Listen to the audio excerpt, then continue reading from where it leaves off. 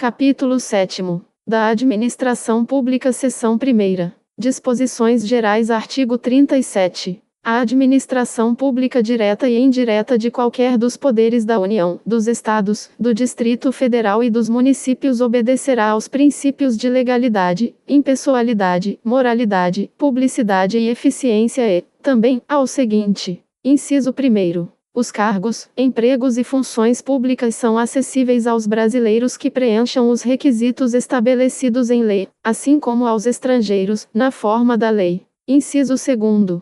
A investidura em cargo ou emprego público depende de aprovação prévia em concurso público de provas ou de provas e títulos, de acordo com a natureza e a complexidade do cargo ou emprego, na forma prevista em lei, ressalvadas as nomeações para cargo em comissão declarado em lei de livre nomeação e exoneração. Inciso 3º. O prazo de validade do concurso público será de até 2 anos, prorrogável uma vez, por igual período. Inciso 4º. Durante o prazo improrrogável previsto no edital de convocação, aquele aprovado em concurso público de provas ou de provas e títulos será convocado com prioridade sobre novos concursados para assumir cargo ou emprego, na carreira. Inciso 5º. As funções de confiança, exercidas exclusivamente por servidores ocupantes de cargo efetivo, e os cargos em comissão, a serem preenchidos por servidores de carreira nos casos, condições e percentuais mínimos previstos em lei, destinam-se apenas às atribuições de direção, chefia e assessoramento.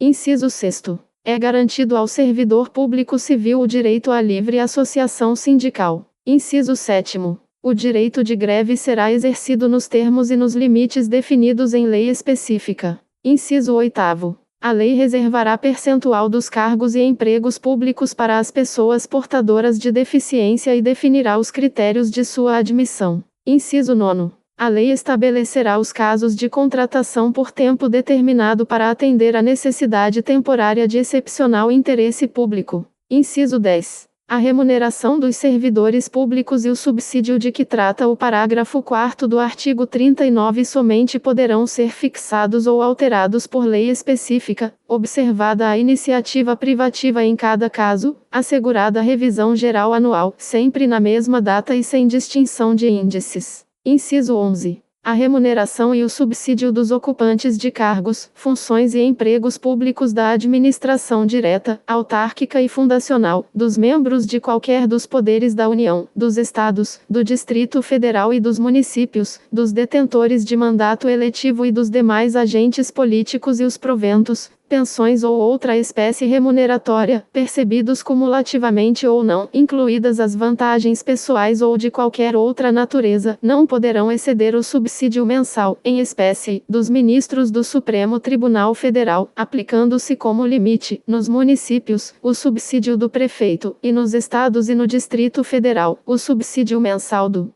governador no âmbito do Poder Executivo, o subsídio dos deputados estaduais e distritais no âmbito do Poder Legislativo e o subsídio dos desembargadores do Tribunal de Justiça, limitado a 90,25% do subsídio mensal, em espécie, dos ministros do Supremo Tribunal Federal. No âmbito do Poder Judiciário, aplicável este limite aos membros do Ministério Público, aos procuradores e aos defensores públicos. Inciso 12. Os vencimentos dos cargos do Poder Legislativo e do Poder Judiciário não poderão ser superiores aos pagos pelo Poder Executivo. Inciso 13. É vedada a vinculação ou equiparação de quaisquer espécies remuneratórias para o efeito de remuneração de pessoal do serviço público. Inciso 14. Os acréscimos pecuniários percebidos por servidor público não serão computados nem acumulados para fins de concessão de acréscimos ulteriores. Inciso 15.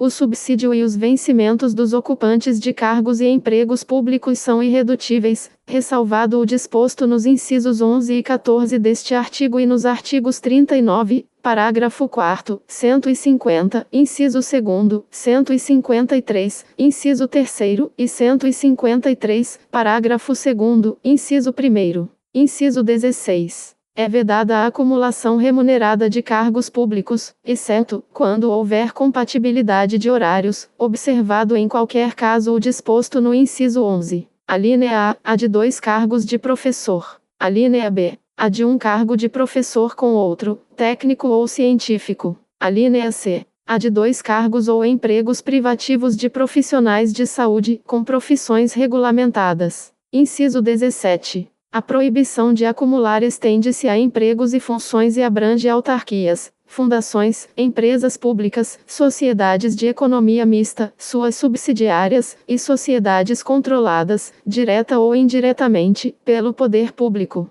Inciso 18. A administração fazendária e seus servidores fiscais terão, dentro de suas áreas de competência e jurisdição, precedência sobre os demais setores administrativos, na forma da lei. Inciso 19. Somente por lei específica poderá ser criada a autarquia e autorizada a instituição de empresa pública, de sociedade de economia mista e de fundação, cabendo à lei complementar, neste último caso, definir as áreas de sua atuação. Inciso 20. Depende de autorização legislativa, em cada caso, a criação de subsidiárias das entidades mencionadas no inciso anterior, assim como a participação de qualquer delas em empresa privada. Inciso 21. Ressalvados os casos especificados na legislação, as obras, serviços, compras e alienações serão contratados mediante processo de licitação pública que assegure igualdade de condições a todos os concorrentes, com cláusulas que estabeleçam obrigações de pagamento, mantidas as condições efetivas da proposta, nos termos da lei, o qual somente permitirá as exigências de qualificação técnica e econômica indispensáveis à garantia do cumprimento das obrigações. Inciso 22. As administrações tributárias da União, dos Estados, do Distrito Federal e dos municípios, atividades essenciais ao funcionamento do Estado, exercidas por servidores de carreiras específicas, terão recursos prioritários para a realização de suas atividades e atuarão de forma integrada, inclusive com o compartilhamento de cadastros e de informações fiscais, na forma da lei ou convênio. Parágrafo 1º. A publicidade dos atos, programas, obras, serviços e campanhas dos órgãos públicos deverá ter caráter educativo, informativo ou de orientação social, dela não podendo constar nomes, símbolos ou imagens que caracterizem promoção pessoal de autoridades ou servidores públicos. Parágrafo 2º. A não observância do disposto nos incisos 2º e 3º implicará a nulidade do ato e a punição da autoridade responsável, nos termos da lei. Parágrafo 3º. A lei disciplinará as formas de participação do usuário na administração pública direta e indireta, regulando especialmente: inciso 1º. As reclamações relativas à prestação dos serviços públicos em geral, asseguradas a manutenção de serviços de atendimento ao usuário e a avaliação periódica, externa e interna, da qualidade dos serviços. Inciso 2º. O acesso dos usuários a registros administrativos e a informações sobre atos de governo, observado o disposto no artigo 5º, incisos 10 e 33. Inciso 3º. A disciplina da representação contra o exercício negligente ou abusivo de cargo, emprego ou função na administração pública. Parágrafo 4º. Os atos de improbidade administrativa importarão a suspensão dos direitos políticos, a perda da função pública, a indisponibilidade dos bens e o ressarcimento ao erário, na forma e gradação previstas em lei, sem prejuízo da ação penal cabível. Parágrafo 5º. A lei estabelecerá os prazos de prescrição para ilícitos praticados por qualquer agente, servidor ou não, que causem prejuízos ao erário, ressalvadas as respectivas ações de ressarcimento. Parágrafo 6º. As pessoas jurídicas de direito público e as de direito privado prestadoras de serviços públicos responderão pelos danos que seus agentes, nessa qualidade, causarem a terceiros, assegurado o direito de regresso contra o responsável nos casos de dolo ou culpa. Parágrafo 7º. A lei disporá sobre os requisitos e as restrições ao ocupante de cargo ou emprego da administração direta e indireta que possibilite o acesso a informações privilegiadas. Parágrafo 8º. A autonomia gerencial, orçamentária e financeira dos órgãos e entidades da administração direta e indireta poderá ser ampliada mediante contrato, a ser firmado entre seus administradores e o poder público, que tenha por objeto a fixação de metas de desempenho para o órgão ou entidade, cabendo à lei dispor sobre: inciso 1º. O prazo de duração do contrato. Inciso 2º. os controles e critérios de avaliação de desempenho, direitos, obrigações e responsabilidade dos dirigentes. Inciso 3º. A remuneração do pessoal. Parágrafo 9º. O disposto no inciso 11 aplica-se às empresas públicas e às sociedades de economia mista, e suas subsidiárias, que receberem recursos da União, dos Estados, do Distrito Federal ou dos municípios para pagamento de despesas de pessoal ou de custeio em geral. Parágrafo 10. É vedada a percepção simultânea de proventos de aposentadoria decorrentes do artigo 40 ou dos artigos 42 e 142 com a remuneração de cargo, emprego ou função pública, ressalvados os cargos acumuláveis na forma desta Constituição, os cargos eletivos e os cargos em comissão declarados em lei de livre nomeação e exoneração. Parágrafo 11. Não serão computadas, para efeito dos limites remuneratórios de que trata o inciso 11 do caput deste artigo, as parcelas de caráter indenizatório previstas em lei. Parágrafo 12. Para os fins do disposto no inciso 11 do caput deste artigo, fica facultado aos Estados e ao Distrito Federal fixar, em seu âmbito, mediante emenda às respectivas Constituições e lei orgânica, como limite único, o subsídio mensal dos desembargadores do respectivo Tribunal de Justiça, limitado a 90 inteiros e 25% do subsídio mensal dos ministros do Supremo Tribunal Federal, não se aplicando o disposto neste parágrafo aos subsídios